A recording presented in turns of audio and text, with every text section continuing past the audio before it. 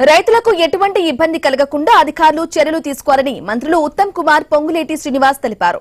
ధాన్యం, మొక్కజొన్నల కొనుగోలుపై అధికారులతో ఖమ్మం కలెక్టరేట్ కార్యాలయంలో సమీక్ష నిర్వహించారు. ధాన్యం రికార్డు స్థాయిలో కొనుగోలు చేసింది తెలంగాణ ప్రభుత్వం మాత్రమేనని అన్నారు. వరి 2 పంటలకు రైతులకు 45,000 కోట్ల రూపాయలు రైతులకు ఇస్తున్నామని చెప్పారు. ఇక తమది రైతు పక్షపాతి ప్రభుత్వమని పేర్కొన్నారు.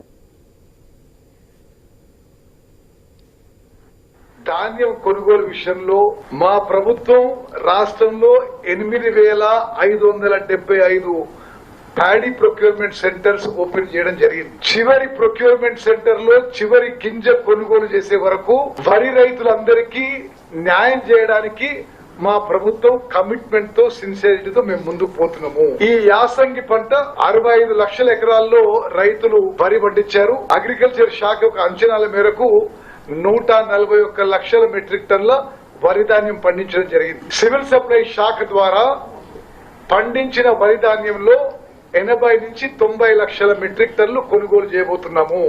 కొనుగోలు చేయడానికి సిద్ధమయ్యాము. దానికి 22,000 కోట్ల ఆర్థిక వనరులు కల్పించి civil supplies corporation, civil supplies శాఖ రెడీగా ఉన్నాం.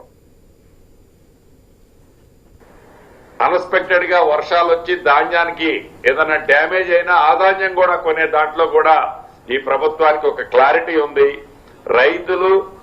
రైతన్నల పక్షపాత ప్రభుత్వంగా ఈ ప్రభుత్వం పనిచేస్తుంది. భవిష్యత్తులో కూడా పనిచేస్తుంది. ఒక్క ధాన్యమే కాదు, మొక్కలు కొనే దాంట్లో కూడా, మొక్కజొన్నలు కొనే దాంట్లో కూడా ఈ ప్రభుత్వం చిత్తశుద్దితో అవి కూడా కొనటం జరుగుతుంది.